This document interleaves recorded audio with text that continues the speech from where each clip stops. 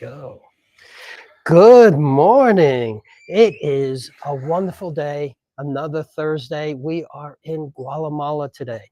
Before I get into that and introduce our friend, my coach, I'm going to say it is beautiful down here. It's amazing. We're going to talk about that. And today we're going to be talking about why great leaders are great storytellers. It's not just influencing, it's not just strategy, but we're going to get to that in a minute. Rules of engagement. Say hello. Come on and say hello. I like to know who's here. Tell us where you're from, and I'd love to hear from you. Questions go in the chat. We'll try to watch those and see what's going on and respond to them live right here.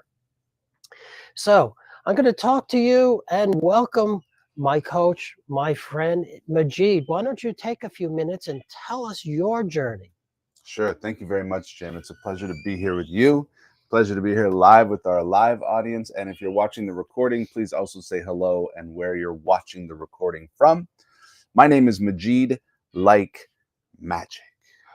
I introduced myself like that to be unforgettable. I'm a professional speaker.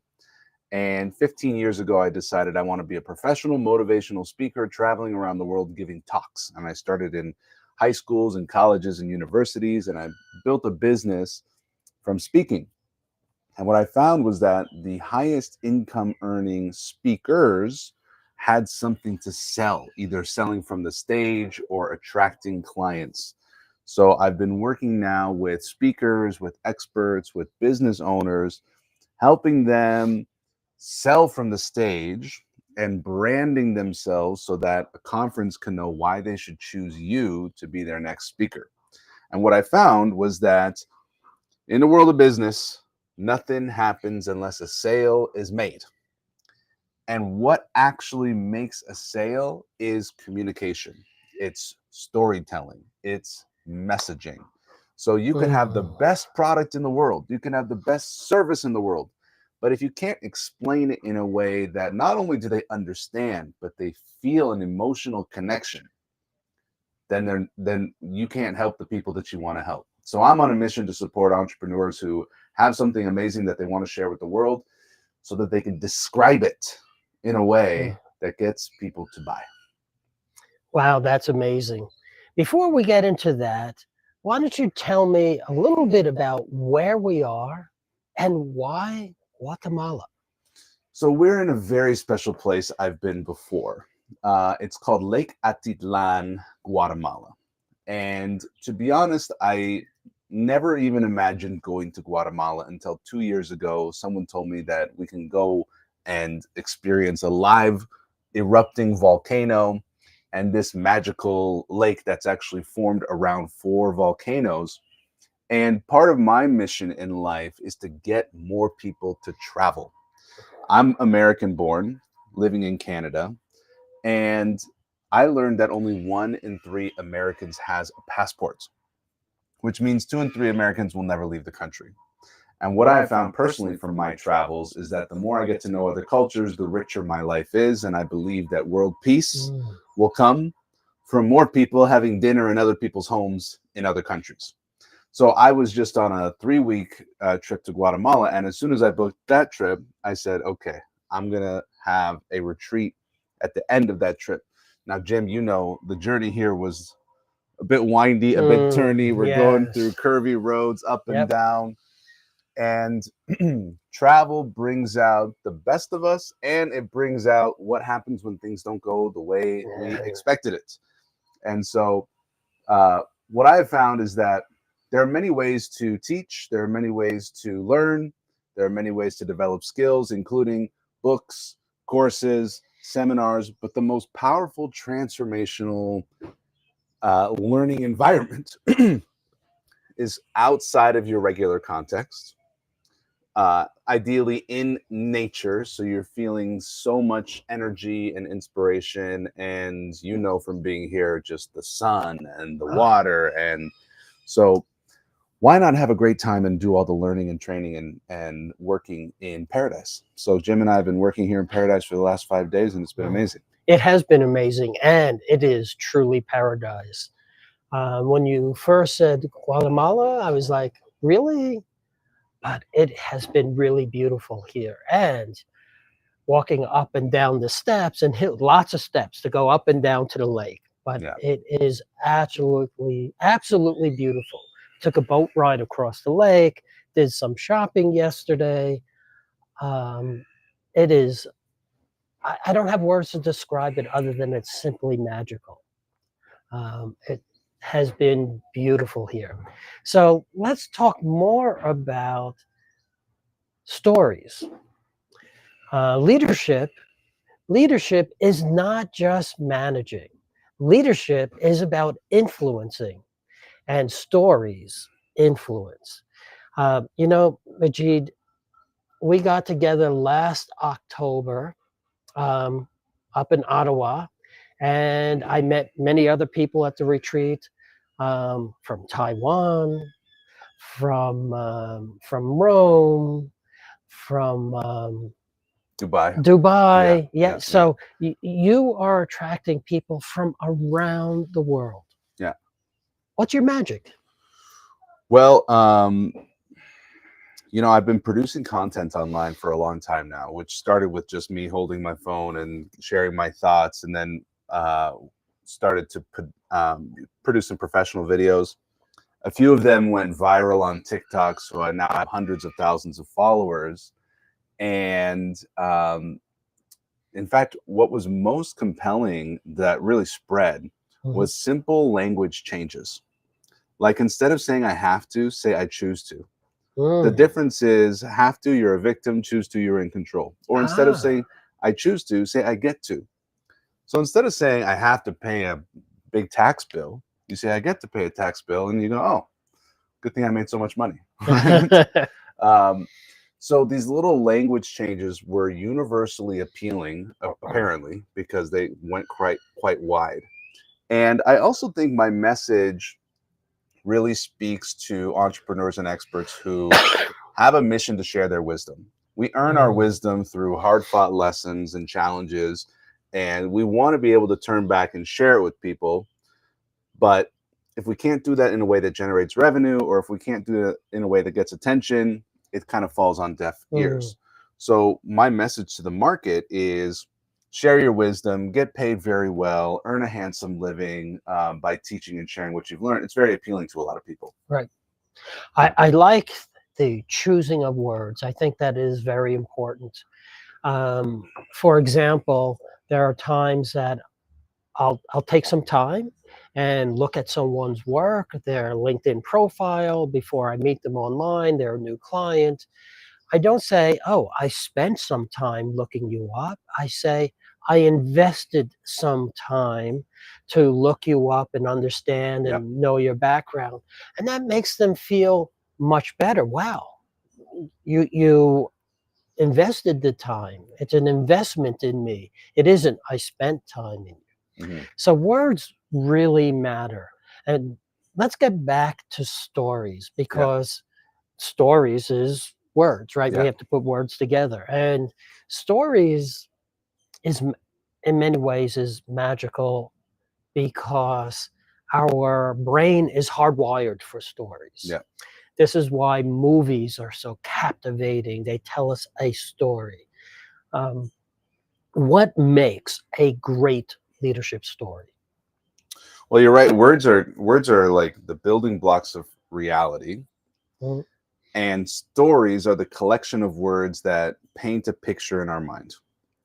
And stories, one of the aspects of stories is that people are captivated and they're seeing the Mm. story, they're feeling the story, and it's bypassing the part of the brain that's analytical, judgmental, and sort of Mm. fact checking. So, for example, Right. if you give some sort of abstract concept, the brain says, is this true? I don't understand. But if you say a story, you're just following along. Right. Okay, so already you kind of have buy-in just by the fact that it's a story. And I'll tell you a story about a business leader who used a story at a critical moment. Okay. So there was a Steve Jobs announced the iPhone, and the cell phone industry was turned on its head overnight. And the CEO of Nokia wrote Mhm. a company-wide memo. The memo could have said, the iPhone is a big competitor, and we need to learn how to make a multi-touch screen, and we need to learn how to beat it in the market, and this is our top priority, and all hands need to be focused on beating the iPhone. Click send. But the CEO of Nokia did not send that memo. The CEO of Nokia wrote a company-wide memo about a man sleeping at night on an oil rig. So the story goes like this. He writes this in the company-wide email. There's a man sleeping on an oil rig in the middle of the ocean. Ooh. So if you've ever seen those things, they're the drilling for oil in the middle of the ocean. Okay. And he wakes up to the sound of an explosion. And oil is exploding everywhere, and a big fire is consuming the whole oil rig. And he runs to the edge of the rig, and he looks back and he sees this fire is coming, and he faces certain death Mm. if he stands there. Or he can jump into the water. The Mm. problem with jumping into the water is it's freezing cold and it's infested with sharks.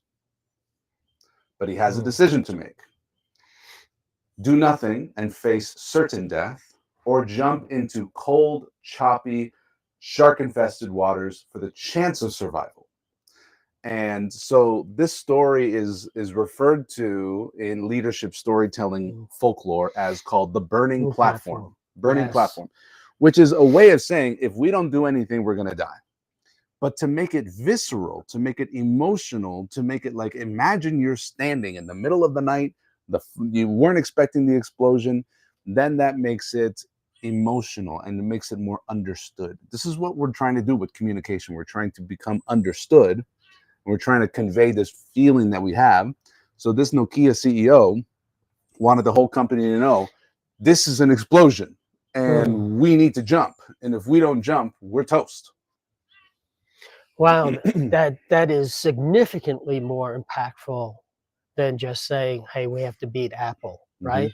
Mm-hmm. Um, so, but what if I'm not a good storyteller? What if, I'm good at telling, I'm good at facts? How do I put together a good story to help pull people along? Right. So let's start with acknowledging that storytelling is an important part of communication and leadership. Then let's start to notice where stories are being told and appreciate them even more. Then, when we have an idea that we want to communicate, we can ask, what story proves this point? So, whenever I'm preparing somebody for a presentation, I'll ask three questions. Hmm. I'll say, what do you want your audience to feel? What do you want your audience to know? And what do you want your audience to do? So, for example, let's say I'm giving a small presentation on time management, and I want my audience to feel a sense of hope and excitement that they're going to be twice as productive. What do I want them to know? I'm going to maybe choose three main ideas, because the problem with some presentations is there's 20 ideas and you can't remember all of them. So let's Right. pick the top three. Right. So let's say I want them to know, write things down, use your calendar every day, and empty your inbox to zero emails every time you go into your inbox. So three big ideas, right? Now, what do I want them to do? I want them to implement the productivity system now. Okay, what do I want them to feel? What do I want them to know? And what do I want them to do? Now, if I want to tell a story, so now I'm going to ask, what story is Hmm. going to prove this idea? I'm going to tell the story of how I was once so unproductive. And this is what I call being on Pain Island. So there's two islands. There's Pain Island and there's Pleasure Island. Pain Island is Mm. where we have the problem. Pleasure Island is where we've solved the problem. So I'm on Pain Island. And I'm going to start by saying, I used to be so unproductive. I could waste hours on the computer, and I was missing meetings because I forgot to write them down. I was missing deadlines. In fact, I even got a nickname called Mr. Unreliable. Mhm. In fact, I was so unproductive, I would just say no to any opportunity because I knew I was going to let myself down. My self trust, my self image was so bad. I just thought maybe I'm broken. So now I'm on Pain Island, right? Right.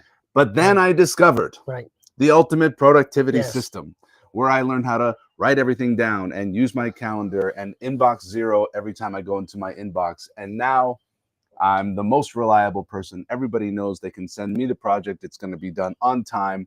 I never feel stressed when I'm leaving work because I know everything is in its system. And today, ladies and gentlemen, I'm going to teach you the system. So now Mm. we have Pain Island, where the problem is I've been there, so I know what it's like. We have Pleasure Island, where the success has happened. And I have developed a system that helps people get from Pain Island to Pleasure Island, which is my metaphorical boat, like a shuttle. Right. Yeah. Right.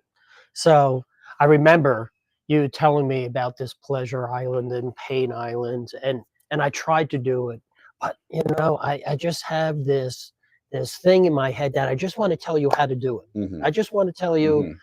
how to do it, see you do it, and I want to move on. Hmm. Why should I take this extra time?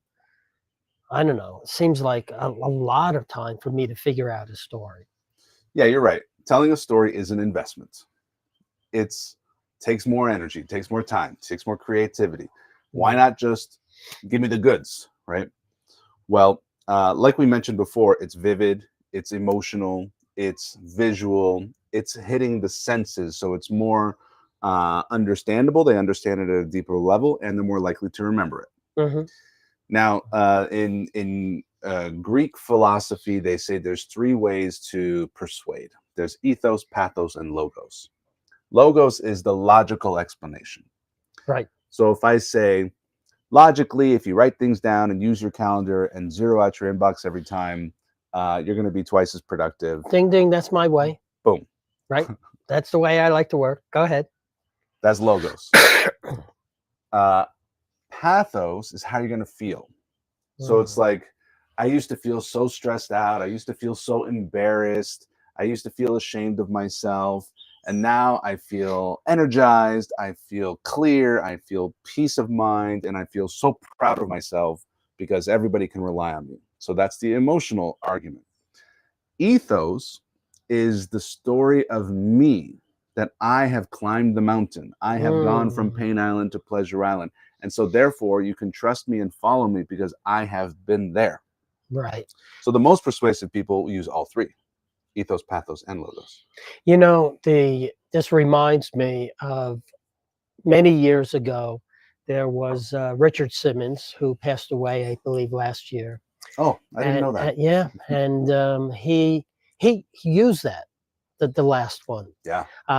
He was always he would do the exercise, but then he would talk at the end of the show and say, "I know your pain because I've been there. Yes. I've done.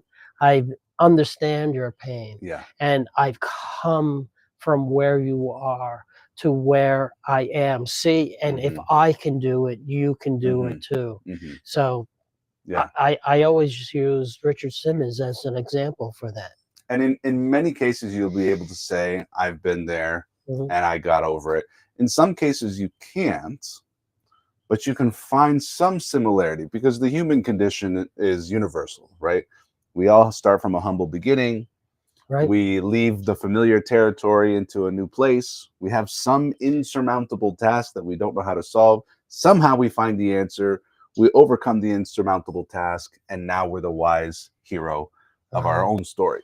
right. So in order to create connection, we want to ask ourselves, what have I done that's similar to this? Or when have I felt like you're feeling? And how did I overcome that? Before we go on, I want to say hello to one or two people. Um, Out there is Laura. Laura, you're coming from Vegas.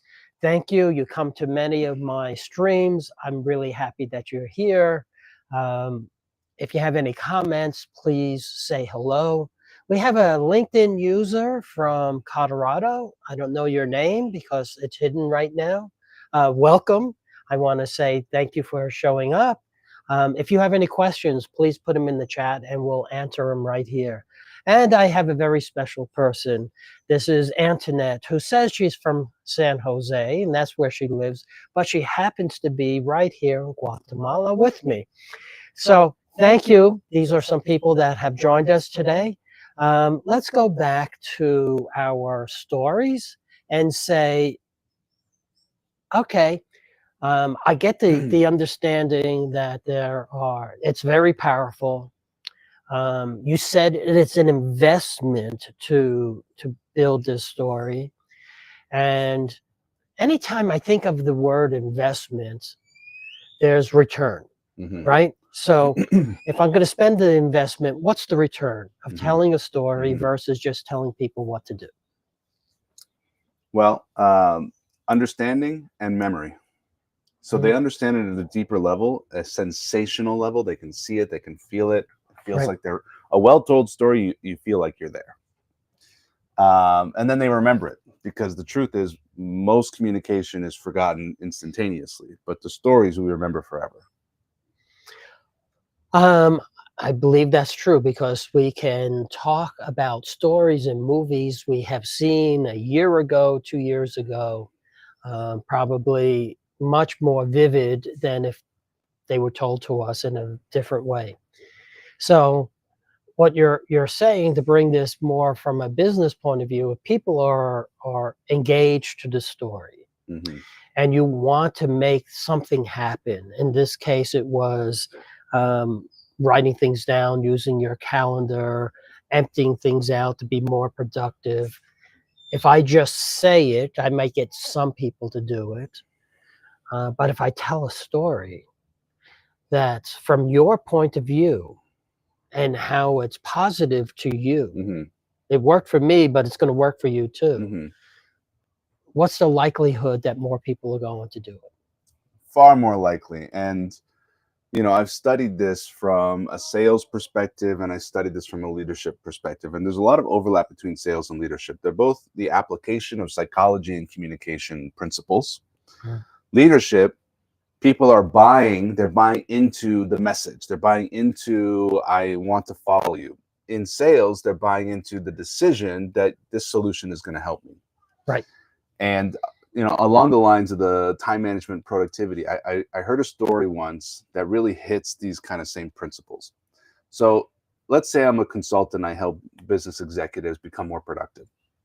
Instead of saying, we're going to organize all your tasks, we're going to get your folders all labeled, we're going to get your calendar synced to your phone, and you're going to be done with work at 5 o'clock every day, I guarantee you're going to be twice as productive. Instead, tell this story. I met a CEO once. He called me up. He says, I need your help, time management expert. I'm struggling. I'm staying at work every day. My most productive hours are the 4 hours after everybody's gone home from 5 o'clock to 9 o'clock.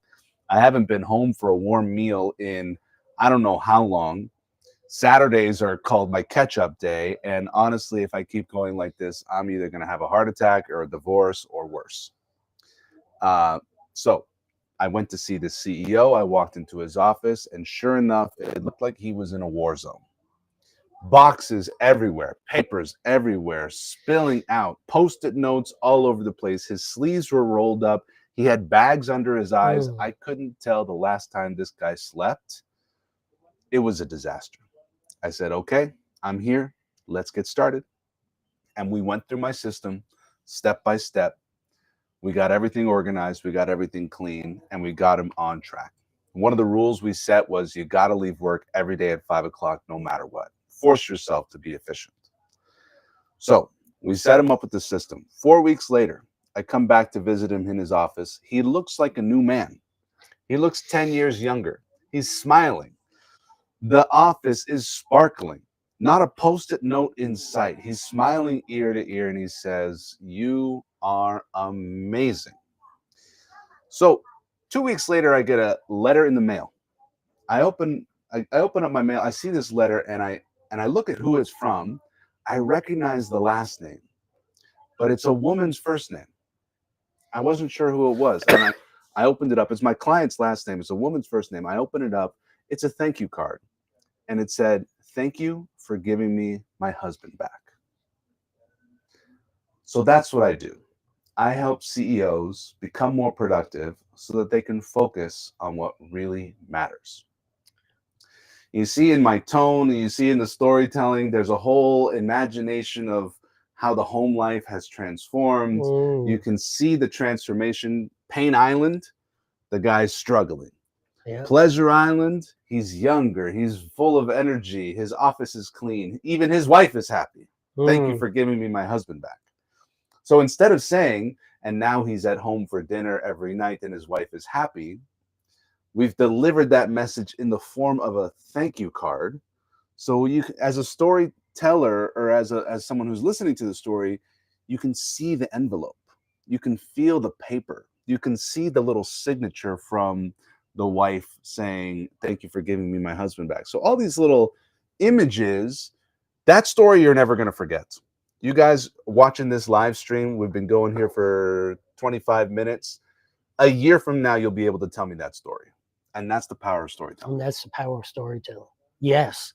You know, I have a similar story, but man, I don't have that emotion in it. You know, he was a CEO, same as you, and he was. We're going to use the name Mark, and he was all about the numbers, all Mhm. about the numbers. Crunch, crunch, crunch, crunch, crunch.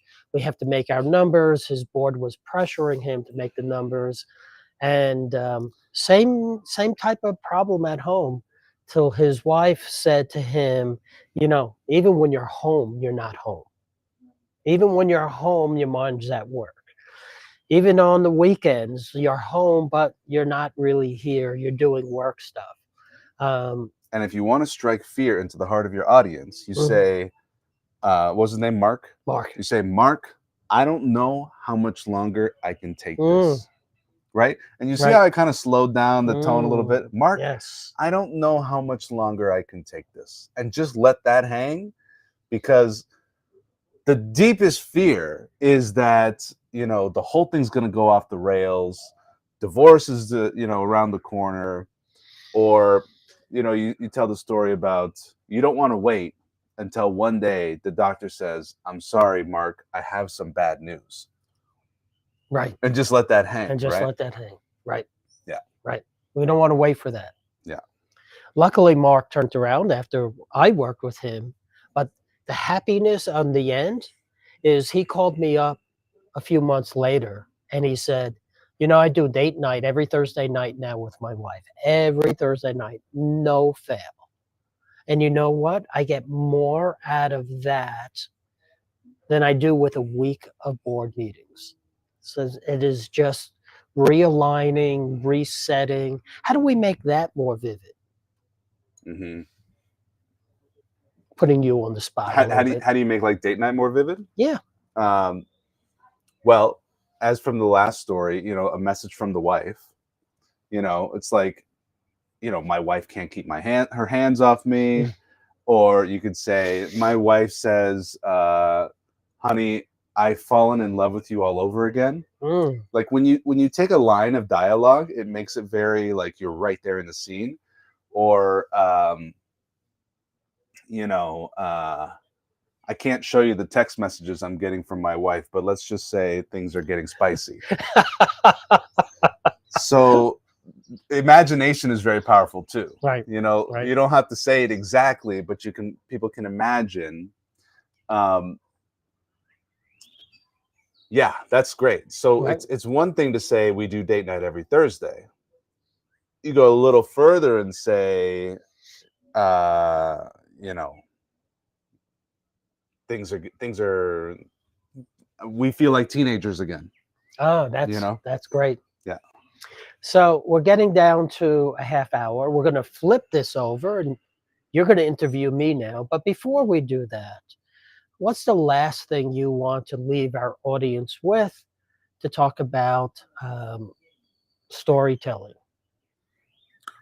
Well, the skills of leadership are to apply communication and psychology, Hmm. understand how the brain works, understand how words work. And stories are such a powerful way to deliver a message. Mm, And you can have the best product, the best service, the best business idea, but if it's not understood by others, it doesn't get off the ground. And Right. if it's not bought in by others, it doesn't get off the ground. You can use something in leadership called positional power, which Mm. means I'm the boss, you got to do what I say.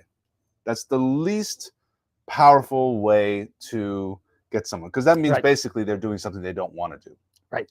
But Right. if you inspire people to follow you because they believe that following this project and saying yes to this mission makes them a better person, Right. then you get highly motivated, passionate, driven people who don't need to be told what to do. They don't need to have penalties or incentives. They Right. just want to do it because it aligns to their mission. Yes. So, there is the concept of what we call some effort that is in the bank that people have, and they have to decide if they want to put that effort into their work or not, right? By by having people who have, we used to say, good morale and stuff like Mhm, that, they're going to give you some of that extra effort. mhm, And that's what influence is all about, right? Is having people come and say, I want to be here, I want to be part of this, but they need to be part of it. mhm. Before we switch, let me say hello to a couple of people. Hey, Paula, it's good to hear from you. We talked a couple weeks ago. It's good to see you. And here is Samira from Florida. It's good to have you here. If you have any questions, please put them in the chat and we'll answer them right here. So we're going to flip the switch a little bit, and um, we're going to hear from Majid interviewing me Okay, right on the same stream. right on the same stream. Here we go. Okay. So, Jim, for people who don't know, Right. who are you and what do you do? Okay. Let's put a story around this a There we little go. bit, Yeah. right? Why don't we put a little bit of a story? Um, I have someone that I worked with. He was doing logistics, growing a company. He grew it from zero to $300 million. Now, it wasn't a company on its own; it was within a bigger organization, and there was a change for him in leadership. And he talked to me. He's like, I don't know what they want. They don't talk to me. I feel like I'm in a vacuum. I the tightness in my chest Mm, gets undescribable in what's going on with me. We talked. We figured some things out, and he just kept on doing things and giving his information and so on. And his new boss, came to him and said, "Sorry, I haven't talked to you very much. You have your stuff together. I don't have to worry about it that much. That's why I haven't been involved with you." And I had all these other fires to put out. So that was great. Actually, not talking to him was actually in some ways a good thing. But it brings a lot of fear and anxiety up. But then things changed more. Excuse me. They decided that we're going to run this company different.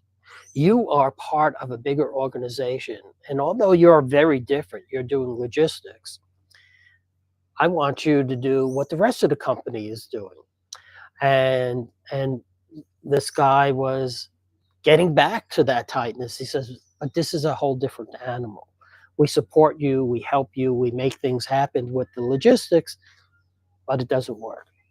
So he came to me again, and we're talking about what his vision is. Now he's at a different step. It's about clarity. Often we don't have clarity into where we want to go, what we want to do with it. And these are what we call, actually, we were talking about this earlier, oh crap moments, right? Every 5 to 7 years, high performing leaders end up in these oh crap moments. Now, oh crap may be a good thing. Oh crap, here's a new opportunity. Should I do it? Shouldn't I do it? Is it bigger than I wanted? Can I deal with it? oh crap, I don't know what to do. Then there's the oh crap, the company's being purchased. Or the oh crap, oh, new management's changing everything around and I don't know how I'm going to fit in there. Or it's oh crap, I am stuck. No matter what I do, I can't seem to move. So this is what I do. I help people in these oh crap moments and navigate past that into new opportunities, pole vaulting into quantum leaps. Hmm. That's what I do. Nice, nice. Can you recall one of your biggest, most challenging moments for yourself professionally, your oh crap moment, and how did you get out of it? How did you get through it? Um, well, when I had that oh crap moment, and we'll get there, I wish I had someone like me Hmm. at the time. But I can tell you this, I was working for a company called Computer Associates. They're no longer around, and they were going through a lot of transition, a lot of change, some good and some bad. There was a new tentative, temporary CEO. It seems like every year. The company was moving in directions, and I felt like I don't know what I was doing because it kept shifting. Um, so I ended up leaving the company right at a time where the whole mortgage crisis happened. This is around 2008, and although I was talking to companies and interviewing and so on and looking for the next job, all of a sudden that dried up because everyone was saying, "Well, I don't know. We have to see what the market is doing. Put it on hold. Put it on hold. Put it on hold until they went cold." Mm. Oh crap! I'm out of this job. Don't have the next one. What do I do? At that time, I would say I was an average person Hmm. trying to go this alone. Hmm. Finally, excuse me, finally, I opened up my constraints, which opened up my story. I originally constrained myself. I want to do this. It needs to be here. It needs to be this way. It needs Hmm. to exactly what I had before, what I was familiar with, what I was comfortable with, my Hmm. comfort zone. Soon as I open that up, I'm open to do some travel. Oh, we need someone that has your credentials over here. Can you spend 6 months and help this company? Hmm. Yeah, I could do that. You Hmm. know, I went from Long Island. I was go up and back. Then it was, oh, I need another. Hmm. And all of a sudden it's like, oh, wow, this is what consulting's called. Hmm. I things that I took for granted in myself um, is what other people needed. Now, it took me a long time to do that. It took me years to do that and figure it out on my own. That was when I was an average person. High performing people look to build support, look to have a group of people support them. Interesting enough, when my daughter was graduating college, she said that she studied elementary ed and she was going to be a teacher. Her mother and I said, you need to build a support system. Mm. You have teachers who you like from high school, get in touch with them. And that worked so great for her. Why didn't I think to do that for me? Why didn't I think that I do that for me? Mhm. Right? And go it alone. But I found that I built a support system then. I had people around me. And anytime I ran into issues, somebody said, oh, you know what, Jim? I had something just like that. Mhm. And this is what I tried. Oh, that's a good idea. That won't work 100% for me, but I could take that and work it a little bit. And instead of taking years to figure things out, weeks, Yeah. days, Yeah. hours, Yeah. much better. So that was an oh crap moment. And it changed me from being um, what I would call average to this high performing Hmm. because I know my network. I use my network. Um, Another funny thing. Yeah. Um, I can't tell you how many clients come to me with their oh crap moment Hmm. and say to me, I need to find something else. And the first thing I say, well, tell me about your network.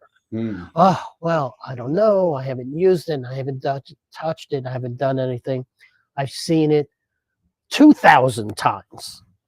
Your network is super important to you. Your network is there.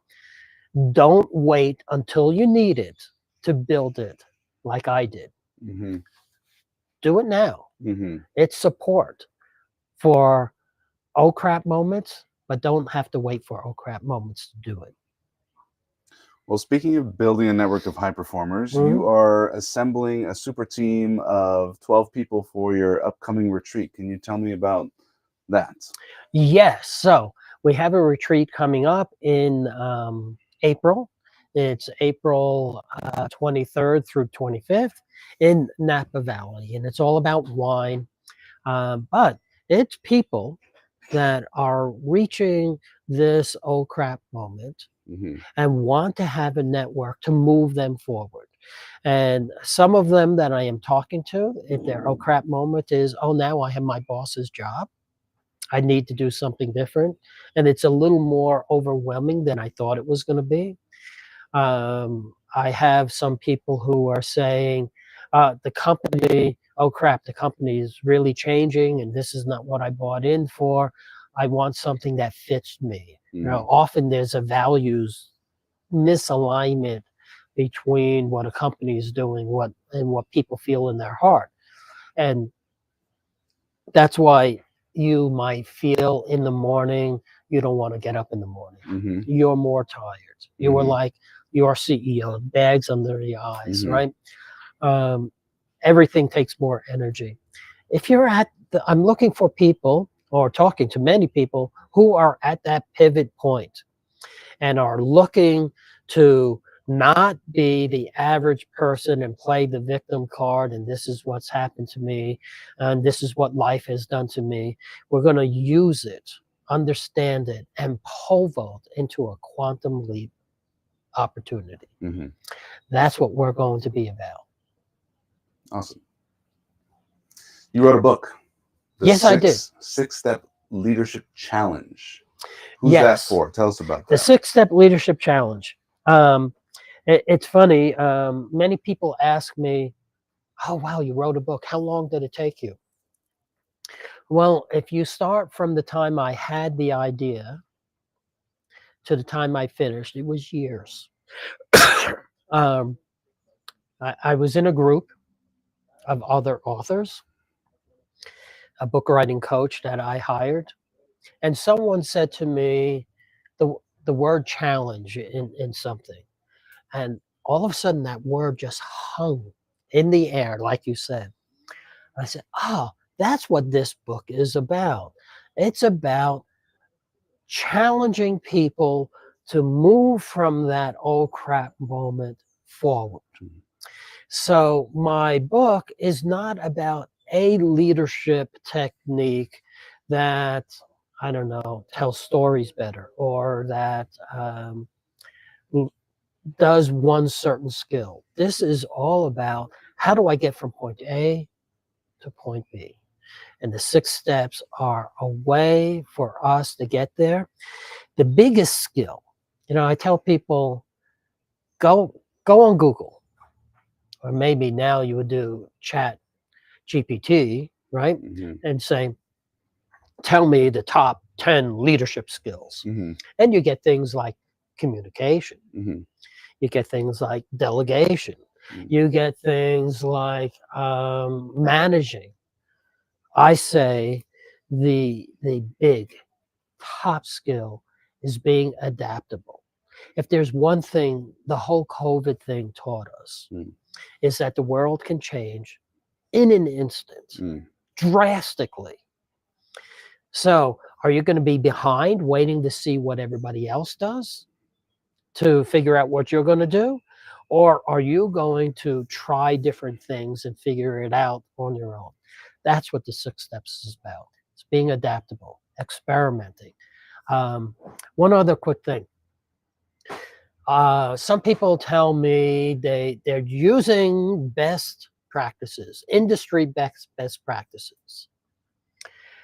I say you use industry best practices if you want to be mediocre, mm, because they're only industry best practices after the front runners figured it out mhm, and now you're trailing behind. mhm. So if you want your company to leapfrog the others, not just follow behind, you have to adapt and experiment. Tell me more about experiments. Experiments, I love the word experiments, but we do experiment all the time. How many times have you talked to someone or someone talked to you at work and said, well, let's try this for a while. Let's see how this works. Excuse me. Um, or let's just run a pilot and see what happens. That's an experiment. But the word experiment to me adds some context around that. It's like being in fifth grade. I did this science fair thing, and we had to do the poster board, and on top was the hypothesis. Mhm, I think that if I do X, I'm going to get Y. Well, it's the same thing in leadership. You have something to do, you want to move your team, you want to change the culture, whatever it is, you have a hypothesis. You think if you do X, I'm going to do Pizza Fridays, my culture of the organization is going to be better. Well, now the next piece is, what is the quickest, cheapest, fastest, easiest way to prove or disprove this hypothesis? Well, if I were a software company and I wanted to say, oh, I think if I put out this feature, I'm going to get more sales. So I need to write the whole entire feature, get the teams going and writing code and testing it and putting it out there. And 6 months later, the product is ready. And I spent $20 million doing this to find out, nope, it's great, it's fun. But you know what? Nobody wants to pay for it. So experiments will be doing, well, what, how can I prove that? And an experiment for me is nothing longer than 30 days. mhm. Your experiment has to be 30 days or less. I know I say think big when we talk about vision, but when we talk about experiments, it's think small. We want quick, fast feedback loops. It allows you to make decisions and move forward. Mhm. Mhm. Cool. 6 step leadership challenge, experiments. You've got the retreat coming up, and this is for people who are at a certain point in their career where they want to see some kind of change, maybe new role, maybe get unstuck. Um, Anything else you'd like to share?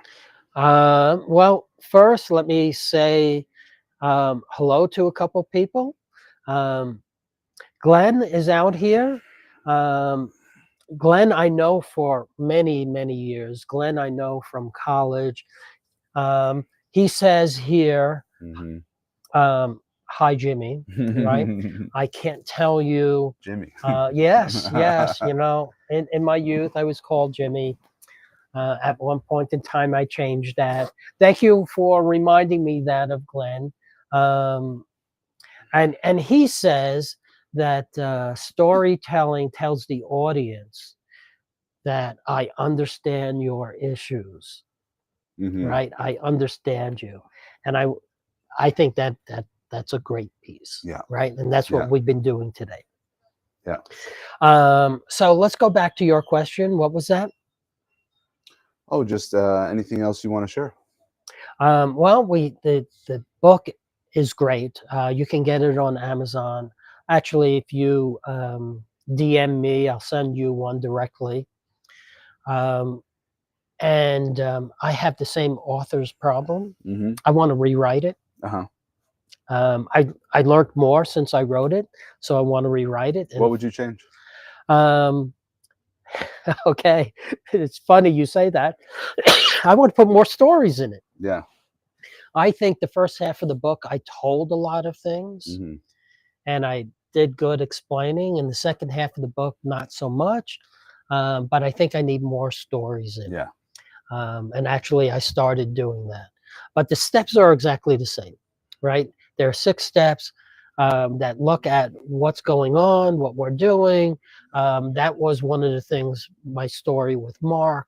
He had to look at what's going on, how is he interfacing to the world, Mm-hmm. not just work wise, but family wise.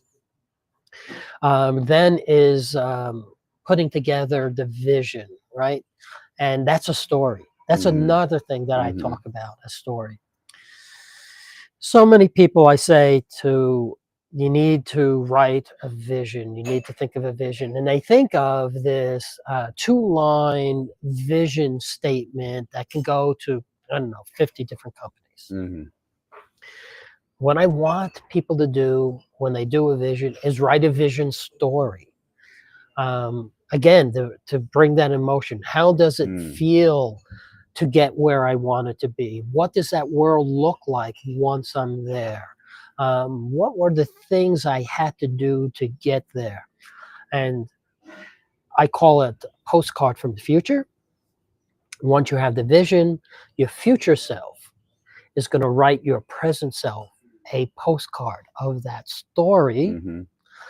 in present tense as if it always happened. And I like it if it's handwritten Mm-hmm. and you hang it up so you see it all the time because that story is powerful for you. So you're writing a story of the dream come true, Of the dream come true, handwritten handwritten from the future. from the future Uh-huh. as if it already happened, Uh-huh. Very cool. right? Then we go into my lead framework, which is 4 different perspectives of leadership to get that done. And we break that into time pieces and we put experiments in each one. Mm-hmm. And what's good about it is at each of these time intervals, we're going to look and say, did my experiment work? Didn't it work? Why didn't it work? What, right? Yeah. And then change the experiments I have planned for the next set of time intervals. So a lot of feedback loops that allow you to adapt and change. Now, that's not an excuse to chase every new shiny object Mm-hmm. and change your mind because your ultimate goal at the end is still the same. Mm-hmm. And that's what the 6 steps are about. There we go. Jim Saliba, what's the best way for people to contact you? Oh, the best way to contact me is on my website. Well, actually, LinkedIn, right here. Here we are. LinkedIn is the best way. You know, I forgot to ask you that. Yeah. You know, if people wanted to contact you. Thank you for asking. Expertspeaker.com has all of my social media links and email, expertspeaker.com. And you can also get a free copy of my book at expertspeakerbook.com. That's great. Well, I think this was a fabulous time together. I'm going to enjoy more of our space here in Guatemala while I'm still here. The lake is beautiful. Thank you for everybody for showing up. Let me see if there's anything quick out here. Oh, Keith joined us. Thank you. Guatemala is a great place for conversation on leadership. It's a great place for a lot of stuff. Leaving. So, catch up with me, Keith. We'll fill you in. Take care, everyone. And this is it. And I'll see you next week. Bye bye.